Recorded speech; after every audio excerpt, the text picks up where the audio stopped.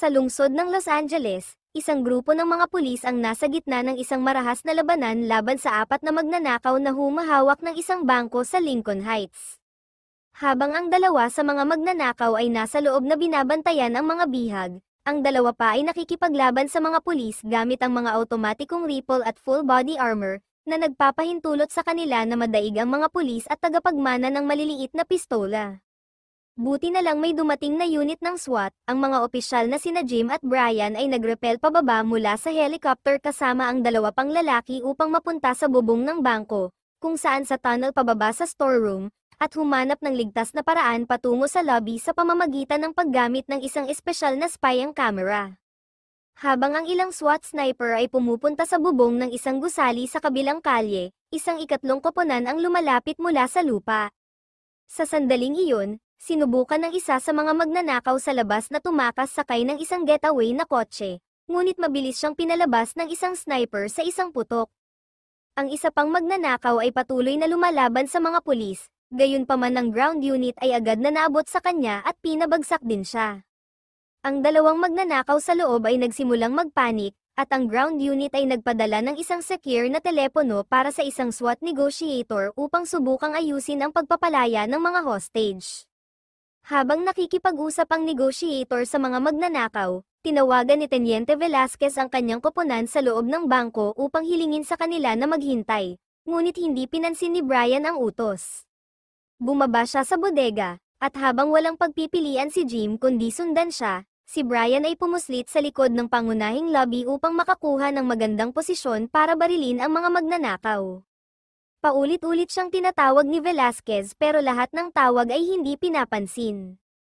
Mas kinakabahan sa pangalawa, ang isa sa mga magnanakaw ay humawak sa isang babae at itinutok ang kanyang baril, handang patayin siya. Nang makita ito, binaril ni Brian ang magnanakaw sa balikat ng babae, napatay ang lalaki ngunit nasugatan din ang babae sa proseso. Kinuha ni Jim ang huling magnanakaw, sa wakas ay tinapos ito. Pagkatapos ay tiningnan ni Jim ang babae at tumawag ng ambulansya, at nang mag-isip si Brian kung magiging okay ba ang babae, natigilan si Jim, hindi natuwa sa ginawa ni Brian. Mamaya sa presinto, galit na galit si Captain Fuller kina Jim at Brian dahil sa hindi pagsunod sa utos, lalo na't idedemanda sila ng sugatang babae dahil sa kapabayaan. Pinaalis sila ni Fuller mula sa dibisyon ng SWAT, ngunit pinuto ni Velasquez at hiniling sa kanya na manatili man lang sila sa koponan upang sa huli ay makakuha sila ng pagkakataong maibalik ang kanilang mga trabaho. Sumasang-ayon si Fuller at inirelegate sila sa cage duty, isang nakabababang posisyon na kinasasangkutan ng pagpapanatili at pamamahagi ng mga armas at accessories sa ibang mga opisyal. Si Brian ay ininsulto at sinabihan si Fuller, ngunit ito ay nagpapalala lamang para sa kanyang sarili at siya ay bumabagyo sa galit. Kapag nag-alinlangan si Jim, nag-aalok si Fuller sa kanya ng pagkakataong makabalik kaagad sa koponan kung pumayag si Jim na batiin si Brian dahil sa kawalang ingat. Samantala, nagpasya si Brian na umalis at ngayon ay nag-iimpake ng kanyang bag. Biglang ibinunyag ni Jim na sumasang-ayon siya kay Fuller na walang ingat si Brian doon at nagkaroon ng pagtatalo habang si Jim ay tumangging huminto rin.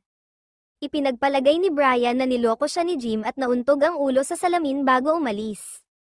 Pagkalipas ng 6 na buwan, nagpatuloy si Jim sa pagsasanay sa kanyang libreng oras, ngunit sa trabaho siya ay nasa kulungan ng baril, na gumaganap ng mga mababang gawain para sa iba pang mga opisyal ng pulisya. Isang araw, pumunta si Sergeant Hondo sa presinto at hiniling kay Jim na ayusin ang kanyang customized M4 rifle. Napansin ni Jim ang custom na trabaho at humanga siya. Pagkatapos ay nakipagpulong si Hondo kay Velasquez upang pag-usapan ang tungkol sa bilang ng mga masasakit na artikulo na bumabatikos sa LAPD, na naging dahilan upang mag-utos ang hepe ng reforma sa departamento.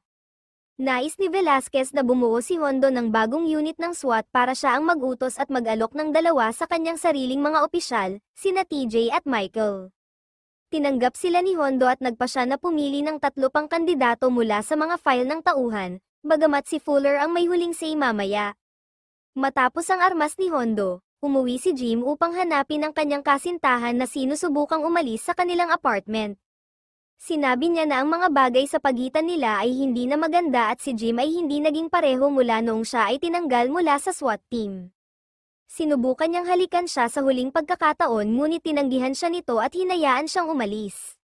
Sa susunod na araw sa trabaho ay ipinahayag na habang nagtatrabaho sa hawla, si Jim ay nag-imbento ng isang bagong kagamitan na plano niyang patentehin sa hinaharap, isang napakalaking kawit at kadena na idinisenyo upang pabagsakin ang mga pader o barikada at wakasan ang hindi kanais-nais na mga standoff, na kanyang tinatawag na susi sa lungsod. Habang ipinapaliwanag niya ang kanyang imbensyon sa kanyang kasosyo sa gun cage, pumasok si Hondo at pinahahalagahan ang ideya ni Jim. Kinuha niya ang kanyang sandata at humanga siya sa mga pagpapahusay na ginawa ni Jim dito. Makalipas ang ilang sandali, inilabas ni Hondo ang ilan sa mga opisyal para sa target na pagsasanay sa hanay ng pagpapaputok.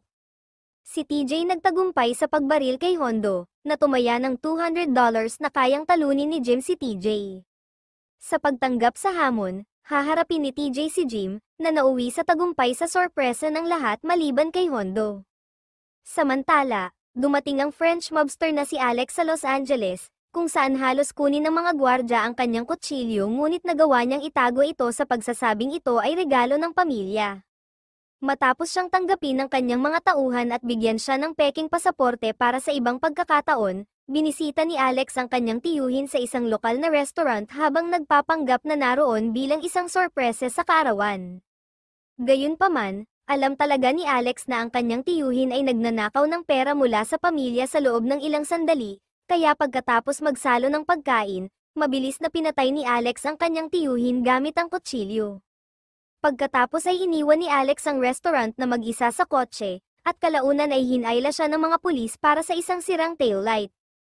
Dahil ang kotse ay pagmamayari ng tiyuhin ni Alex at may warrant of arrest para sa kanya, inaresto si Alex para sa pagtatanong at pag-verify ng kanyang pagkakakilanlan. Sinusubukan niyang suhulan ang mga pulis upang makaalis dito ng walang pakinabang, kaya napunta si Alex sa isang selda. Bumalik kay Hondo. Kinuha niya si Jim bilang kanyang driver para sa araw na iyon upang maghanap ng ilang mga recruit. Una nilang iniimbestigahan ang opisyal na si Dick, na natagpuan sa gitna ng pagtugis ng paa sa isang sospek. Habang tumatakbo ang dalawang iyon sa mga lansangan, nagpa siya sina Hondo at Jim na sumama sa paghabol, tumakbo ng ilang block hanggang sa mapabagsak nila ang sospek. Nagagalit ito kay Dick dahil gusto niyang gawin ito ng mag-isa, gayunpaman. Kumalma siya nang imbitahan siya ni Hondo na sumali sa koponan. Pagkatapos ay binisita nila ang isa pang kandidato na gumawa ng masamang unang impresyon kay Hondo sa pamamagitan ng pagiging isang vegetarian, masyadong magalang, at sobrang pagiging stickler para magtagal sa unit ni Hondo. Susunod na lumipat sila sa isang opisyal ng pulisya ng metro na nagngangalang Chris, na tila ilang beses nang nag-apply at naging kwalipikado para sa SWAT ngunit patuloy na tinatanggihan dahil sa ilang mga karaingan ng maling pag-uugali mula sa mga sospek na isinampa sa internal affairs. Narinig nilang si Chris ay nasa lokal na ER at natagpuan ang kanyang kapareha na nagbabantay sa isang thug na may maraming pasa sa kanyang mukha, na regalo mula kay Chris. Hinanap ni Hondo ang opisyal at natuklasan niyang si Chris ay isang babae, dahil ang Chris ay short para sa Christina. Dahil dito, napagtanto ni Hondo na malamang na inalis ni Fuller si Chris sa listahan ng SWAT dahil sa kanyang kasarian at ang mga reklamo sa maling pag-uugali ay isang dahilan, lalo na nang sabihin ni Chris kay Hondo na karamihan sa mga paratang laban sa kanya ay nagmula sa paglaban sa mga marahas na lalaki na hindi makayanan ang katotohanan na sila ay manhandle ng isang babae. Gusto siya kaagad ni Hondo at nag-aalok sa kanya ng posisyon sa kanyang koponan. Pagbalik nila sa punong tanggapan, tinanong ni Jim si Hondo kung nagpaplano siyang paglaruan siya sa ibang araw o kung talagang sasabihin niya sa kanya kung bakit niya siya isinama sa recruitment run na ito. Tinanong ni Hondo si Jim kung gusto niyang mapabilang sa koponan, at nang mag-alinlangan si Jim dahil alam niyang hindi papayag si Fuller, tinanong ni Hondo kung ibinigay ni Jim si Brian. Kapag sinabi ni Jim na hindi niya ginawa, binibigyan siya ni Hondo ng huling pwesto sa koponan. Nang maglaon sa panahon ng pagpupulong upang talakayin ang koponan, tinanggihan ni Fuller sina Chris at Jim tulad ng inaasahan, ngunit tumanggi si Hondo na umatras. Pagkatapos ay nag-aalok si Fuller ng isang kompromiso, tatanggapin niya ang grupo kung ano ito ngunit kung mabibigo sila sa mga paunang pagsubok na kailangan para sa SWAT, pagkatapos ay babalik si Chris sa kanyang gawain sa subway at si Jim at Hondo ay parehong aalisin sa puwersa. Sumasang-ayon si Hondo, tiwala na magagawa ito ng kanyang bagong koponan. Maya-maya ay nagsimula na ang pagsasanay at ang mga miyembro ng squad ay nakilala ang isa't isa. Napag-alaman na ang dating kasintahan ni Jim ay kapatid ni Michael, at dahil ipinapalagay ni Michael na mali si Jim, mayroong ilang alitan sa pagitan nila at ang isang away ay dapat itigil ng iba bago ito maging masama.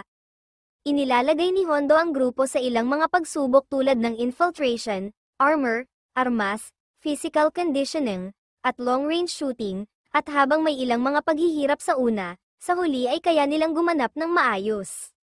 Kapag mayroon silang session ng sniper na gumagamit ng mga card bilang mga target, ipinapakita ng team na mayroon silang mga natatanging kasanayan sa pagbaril. Pinapasok din nila ang mga walang laman na gusali sa simulation exercises upang matutong magtrabaho bilang isang team at iligtas ang mga hostage sa halip na papatayin sila. Pagkalipas ng ilang araw, oras na para sa panghuling pagsusuri ng koponan, na binubuo ng isang kunwa na sitwasyon ng hostage. Kakailanganin nilang pasukin ng isang eroplanong kinuha ng mga terorista na nilalaro ng mga kapwa-opisyal na armado ng mga baril ng paintball. Ang layunin ay ibalik ang kontrol sa sasakyang panghimpapawid sa pamamagitan ng pagkuha ng lahat ng mga hijacker sa loob ng 8 minuto. Habang tinitingnan ang schematics ng eroplano, napansin ni Jim na may alternatibong entry point sa eroplano na hindi inaasahan ng sinuman, isang maliit na elevator shaft na nilalayong para sa mga tray ng pagkain na hindi kasya ng sinuman, ngunit kasya si Chris. Pinaandar ng team ang kanilang sasakyan sa ilalim ng eroplano at nagsimulang magbukas ng butas dito habang ang isa sa kanila ay umakyat sa bubong para magamit niya ang bintana sa ibang pagkakataon. Habang umaakyat si Chris sa elevator shaft, ang iba ay nakahanap ng hatch at nakakita ng bitag bago ito mag-activate. Sa loob ng ilang segundo, nagawa nilang i-defuse ito, at bumibilang sila hanggang 3 para umatake ng sabay-sabay. Sa pagkakahati ng koponan sa buong eroplano, nagawa nilang ilabas ang lahat ng 6 na hijacker na may mabilis na mga putok nang hindi nawawala ang anumang mga hostage, bagaman si TJ tumama sa isang hit na nakamamatay kung ito ay totoo. Sa inis ni Fuller, ang bagong koponan ay nagtatakda ng bagong record ng kurso. Nang gabing iyon, nagdiwang ang grupo sa pamamagitan ng pagkain sa isang carinderia na pagmamay-ari ng ama ni Dick. Pagkatapos ng ilang oras ng pagkain at pag-inom, karamihan sa grupo ay umuwi maliban kina Chris at Jim, na pumunta sa paboritong bar ni Jim. Habang nagbabahagi sila ng mas maraming inumin, nag-ambala sila ni Brian, na nakikipagpalitan ng mga pasibo-agresibong komento kay Jim hanggang sa magpasya siyang umalis. Sa kanyang pagbabalik, binasag ni Brian ang larawan nila ni Jim sa dingding.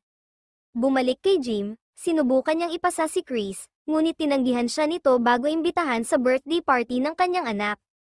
Samantala, sinubukan ni Alex na kumuha ng abogado, ngunit wala itong magagawa para sa kanya, kaya hindi nagtagal ay lumipat siya. Kinabukasan, ini-enjoy ng team ang kanilang bakasyon. Si TJ nagde-date, sina Hondo at Velasquez ay naglalaro ng golf, si Dick ay gumugugol ng araw kasama ang kanyang mga anak, si Michael ay nananatili sa bahay kasama ang kanyang asawa, at si Jim ay pumunta sa kaarawan ng anak na babae ni Chris, kung saan inaaliw niya ang lahat ng mga bata gamit ang isang water rifle. Gayunpaman, naantala ang kasiyahan ng lahat kapag nakatanggap sila ng emergency na tawag. Mayroong sitwasyong Polish hostage, kung saan nagbarikada ang isang lalaki sa kanyang bahay at random na nagpapaputok ng baril sa bintana. Sinasabi ng lalaki na nawire niya ang lahat ng mga pasukan gamit ang mga pampasabog, at habang walang naniniwala, tumanggi si Velasquez na kumuha ng pagkakataon. Si Jim ay nagboluntaryo ng kanyang susi sa lungsod, na imbensyon, na ginagamit nila upang give-aid ng likod na dingding ng bahay at in-neutralize ang suspect, na nagtatapos sa standoff sa ilang segundo. Nang maglaon sa departamento ng sheriff, natuklasan ng isang representante ang ilang detalye tungkol sa tunay na pagkakakilanlan ni Alex. Ang impormasyong ito ay ipinadala kay Velasquez, na humiling sa unit ni Hondo na harangin at i-escort ang boss ng bilangguan na lulan si Alex. Samantala, nalaman na rin ng gang ni Alex ang tungkol sa paglipat, kaya 2 lalaki ang nagbalat kayo bilang mga pulis at gumamit ng ninakaw na sasakyan ng pulis para ihinto ang bus. Pagkatapos ay umakyat sila sa bus at binaril ang mga kinatawan bago pinakawalan si Alex. Nang papaalis na sila, dumating ang koponan ni Hondo at hinaranggan ang kalye, ngunit tumugon ang mga kriminal sa pamamagitan ng pagpapaputok, kaya naganap ang shootout. Habang tumatakbo ang mga sibilyan sa gulat, mabilis na binaril ng koponan ang lahat ng mga peking pulis, at nang subukang tumakas ni Alex sakay ng ninakaw na sasakyan ng pulis, binaril nila ito hanggang sa bumagsak ito at nahuli nilang muli si Alex. Pagkatapos ay ibinunyag na si Alex ay isang internasyonal na pag-anti na hinahanap sa mahigit 100 bansa sa mga kaso kabilang ang pagpatay, pakikipag-armas, at trafficking. Masusing sinusubaybayan ng mga reporter ang kaso. Kaya kapag dinala siya sa isang holding cell, ginagamit ni Alex ang pagkakataong harapin ang mga kamera at mag-alok ng $100 million bilang gantimpala para sa sinumang makakaalis sa kanya sa kulungan. Ang mga newscast ng bawat channel ay paulit-ulit na inuulit ang claim habang kinukumpirma nila na si Alex ay may pinansyal na paraan upang i-back up ang kanyang pangako, na umaakit sa atensyon ng bawat outlaw sa Los Angeles. Ang koponan ni Hondo ay nabigo sa pamamagitan nito. Alam na ito ay magpapahirap sa kanilang trabaho. Pagkatapos ay pumunta ang unit ni Hondo sa bubong upang ilikas si Alex gamit ang helicopter, ngunit nang maabot na sila ng chopper, bigla itong binaril ng hindi nakikitang sniper. Nawalan ng kontrol ang helicopter at hindi nagtagal ay bumagsak sa kalye, kung saan ito sumabog. Ibinalik ng team si Alex sa loob at gumawa ng bagong plano, dadalhin nila ang kriminal sa pamamagitan ng motorcade. Umalis sila sakay ng mga kotse at bisikleta, hindi pinapansin ang mga baliw na tagahanga na gustong makuha ang atensyon ni Alex. Kailangan nilang huminto kapag nakakita sila ng isang lalaking walang tirahan na tumatawid sa kalye ng napakabagal, ngunit ito ay naging isang bitag, at isang grupo ng mga miyembro ng gang ang nagsimulang umatake sa mga pulis. Habang ang ilang mga truck ay bumangga laban sa mga sasakyan ng pulisya, ang iba pang mga kriminal ay nagpaputok at naghagis ng mga usok na granada, na ikinamatay ng isang pulis ng motorsiklo at nasugatan ang 2 pang opisyal sa proseso. Gayunpaman kapag sinubukan nilang makuha si Alex, humanap sila ng manika sa halip. Lumalabas na ang mga sasakyan ay isang decoy, at si Alex ay dinadala sa isang pribadong access area sa ilalim ng lupa patungo sa mga walang markang sasakyan na nakaparada ilang blok ang layo mula sa punong tanggapan habang si Velasquez ay nagbabantay mula sa kalangitan. Sa loob ng ilang milya, maayos ang plano ni Hondo, bagamat patuloy silang iniinsulto at inalok ni Alex ng pera. Nang tumawid sila sa pangalawang checkpoint, si TJ biglang itinigil ang sasakyan at itinutok ang kanyang baril sa sarili niyang team, na nagpas siyang tanggapin ang alok ni Alex. Tinangka ni na Jim at Michael na mga tuwiran sa kanya, ngunit si TJ ay biglang sinamahan ni Brian, na bumaril kay Michael at ipinakita ang kanyang sarili bilang utak sa likod ng operasyon upang sirain si Alex. Matapos pinusisan si Jim sa kotse, si TJ at kinuha ni Brian si Alex at tumakas sa subway. Hindi nagtagal ay dumating ang iba pang pangkat at iniligtas si Jim habang tinatawag ang mga paramedic upang gamutin si Michael. Muli silang nagpasya na maghiwalay at hinabol ni na Hondo at Jim ang grupo habang sina Dick at Satches ay sumugod sa susunod na istasyon. Nakalulungkot na na-miss ni na Hondo at Jim ang tren, gayunpaman, iniulat ni na Dick at Chris na hindi nakarating ang tren sa susunod na istasyon, kaya't ang parehong koponan ay bumaba sa dulo ng tunnel upang mag-imbestiga. Natagpuan nila ang tren na inabandona sa kalagitnaan ng lagusan, ngunit wala na si Brian at ang kanyang mga tauhan, tanging ang takot na mga pasahero ang naroon. Itinuro sila ng driver sa isang pagbubukas ng storm drain at pinasok ito ng team, na naging dahilan upang maputol sila sa dalas ng pulisya. Samantala, nalaman ni Fuller ang tungkol sa pagtataksil ni TJ at ang pagkakasangkot ni Brian at pinaghihinalaan niyang ang buong koponan ay maaaring maging bahagi ng operasyon upang palayain si Alex, lalo na't hindi na sila tumutugon, nang malaman niyang may hindi autorisadong runway na naiilawan sa paliparan ng Hawthorne. Pinaghihinalaan niya kung saan papunta si Brian kaya ipinadala niya ang lahat ng available na unit doon. Habang sinusubaybayan ng team ang mga kriminal sa pamamagitan ng ilang lagusan ng imburnal at umiiwas sa mga paniki sa proseso, nag-set up si Brian ng booby trap na ginawa gamit ang isang claymore mine at smoke grenade, bagaman si TJ hindi ito masyadong gusto. Hindi pinapansin ng koponan ni Hondo ang usok at nagpatuloy, at nang muntik ng matrigger ni Dick ang bitag, pinigilan siya ni Jim sa tamang oras. Habang dinisarmahan ni Jim ang claymore, narating ng grupo ni Brian ang dulo ng tunnel, at nilock nila ang pinto sa likod nila bago umalis sa lugar. Sa kalaunan ay nahanap ng koponan ni Hondo ang nakakandadong mabigat na gate na ito, ngunit sa kabutihang palad ay magagamit lang ni Jim ang claymore para bumukas ito.